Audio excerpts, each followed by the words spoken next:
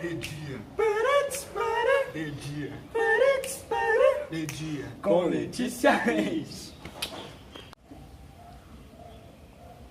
Ultimamente, diversos assuntos acerca da origem da vida vêm circulando nas redes sociais. Esse aumento ocorreu devido a uma notícia publicada na última quinta-feira. Ela alega que cientistas descobriram um modo de fazer aglomerados de moléculas de RNA criarem cópias de si mesmo. Esse pode ter sido um dos primeiros passos da vida na Terra. Hoje, no D-Dia, abordaremos mais sobre o assunto junto ao filósofo Mário Sérgio Cortella, Bom dia. Bom dia. o filósofo Luiz Felipe Pondé, Bom dia para uma dama de lindos olhos. mas sabe que é proibido fumar aqui, né? Brincadeira. E o historiador Eduardo Bueno. Bom dia. Espera um pouco. Eu tenho um questionamento a fazer a Eduardo Bueno. Você trouxe pipoca? Desculpa, eu não ofereci. Não, obrigado. Como vocês sabem, o nome do programa é De Dia, mas vocês podem ver que está de noite. Isso deve à incompetência da produção que demorou o dia inteiro para gravar 3 takes.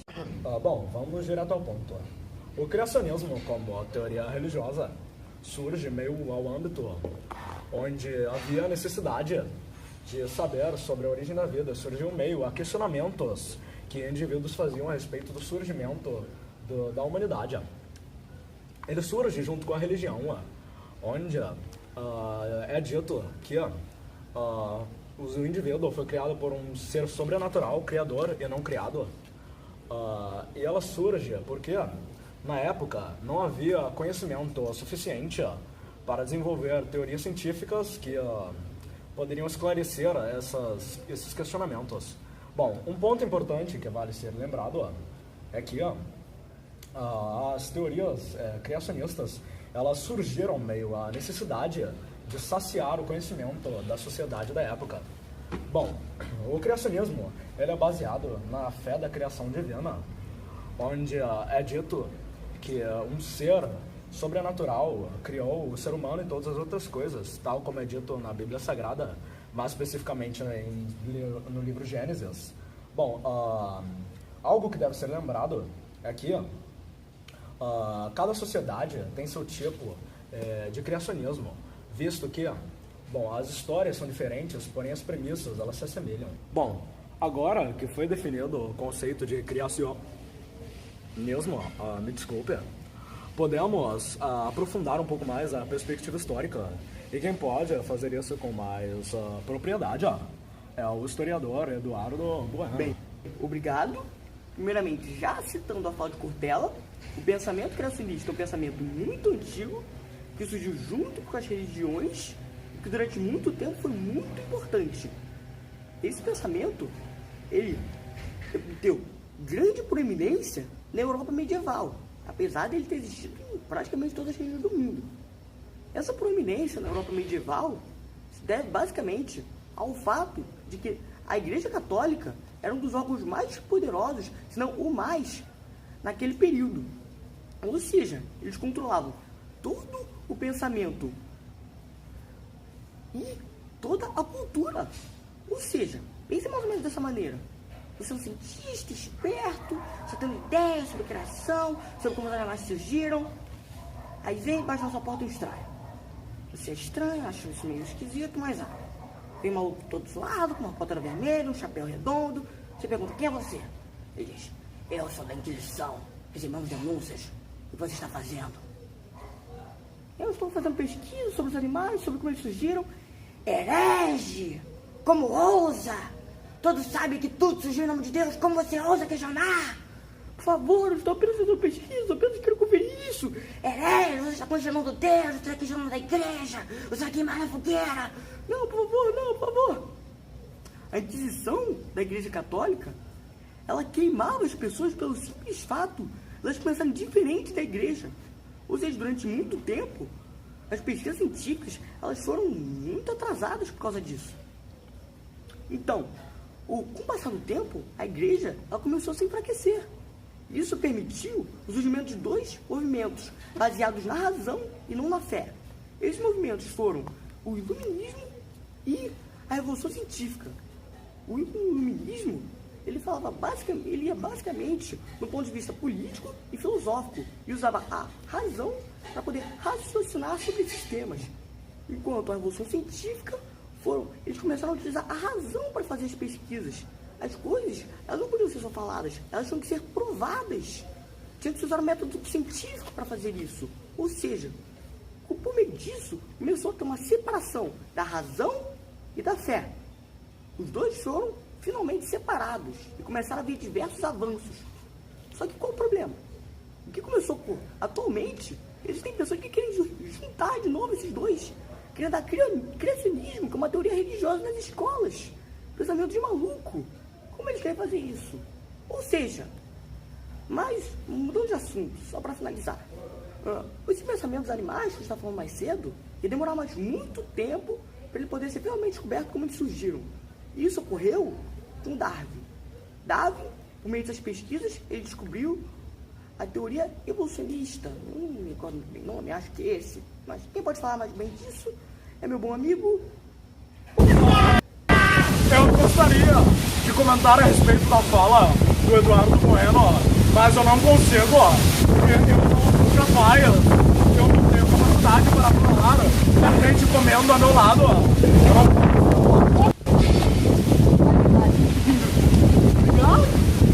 Falei para não mexer nós gostaríamos de conseguir um programa nesse ambiente que é muito agradável. Porém, como vocês podem perceber, está caindo o mundo lá fora. Nós tivemos que acolher o entregador de pizza, visto que ele não pode mais sair do estúdio. Eu falei para não mexer com Deus. Cala a boca. Então nós mudaremos o cenário imediatamente.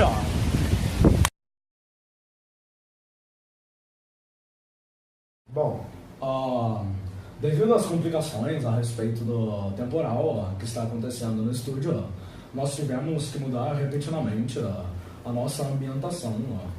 E por isso tivemos uma série de complicações. Acho que agora que é minha vez de falar, né? Eu sou obrigado a comentar que esse programa aqui tá uma zorra. Porque eu não posso comentar um assunto como esse. Todo mundo fala e eu não posso comentar nada. Se acalme. Gente, tô calmo. Bom, agora que eu finalmente posso falar, né? Vamos começar. Primeiramente, o criacionismo surgiu em forma de mito. Então, surgiu como uma demanda para suprir a demanda por conhecimento do surgimento da vida. Bom, podemos ver isso no exemplo da sociedade grega, onde os gregos, para buscar explicar os fenômenos da natureza que ocorriam naquela época, criaram as mitologias. Né? Por isso, como resultado, foi criada a mitologia grega. É fato. E uma forma de esse pensamento é o pensamento que os fósseis são originados dos animais que não conseguiram entrar na Arca de Noé. E esse pensamento perpetuou até a Grécia Antiga, com o surgimento da razão como um pensamento, como uma forma de pensar. Bem, uma forma desse pensamento pode ser vista em Aristóteles com a abiogênese. Ele expressa em suas ideias que a vida surge de forma espontânea, ou seja, a partir da matéria orgânica. E um experimento que foi criado por Jean Baptiste para experimentar essa teoria está na imagem. Com esse experimento, Jean tinha o objetivo de afirmar a existência de um princípio ativo, ou seja, a capacidade de originar seres vivos. Ele acreditava que conseguiria formar um ser vivo por meio da matéria bruta. O experimento consistia em adicionar em um recipiente apenas trigo e sujeira, e após alguns dias ele esperava encontrar alguns ratos no recipiente. Porém, após a conclusão do experimento, ele encontrou apenas rato e sujeira, o que comprovou que sua teoria estava errada. Bom, essa teoria foi muito aceita naquela época, porque Aristóteles tinha um certo prestígio social em meio àquela sociedade. Porém, hoje em dia, a teoria mais aceita é a teoria da biogênese, criada por Louis Pasteur. Essa teoria ela se refere à produção e à forma de produção dos seres vivos. Ela defende que os seres vivos advêm de outros seres vivos e não de matéria orgânica, como defendia a biogênese. Na imagem tem um experimento que comprova esta teoria. Somente com os experimentos de Louis Pasteur que conseguiu-se comprovar que as bactérias existentes são provenientes de outras existentes. Seu experimento, ele produziu um líquido nutritivo em um balão de vidro, esticou o gargalo do frasco, curvou ao fogo, ferveu e esterilizou o caldo nutritivo e num balão intacto, o caldo nutritivo manteve-se livre de micro-organismos. No balão de vidro e o gargalo do frasco foi quebrado, surgiram novos micro-organismos no caldo. A ausência de micro-organismos nos frascos que o gargalo não é quebrado e a sua presença nos frascos em que o gargalo é quebrado comprovam a existência de bactérias no ar. Nos frascos em que o gargalo não é quebrado, as bactérias ficam retidas em um filtro que é o pescoço de cisne. Já nos demais frascos em que o gargalo é quebrado, bactérias encontram no líquido nutritivo condições ideais para o seu desenvolvimento e proliferam-se.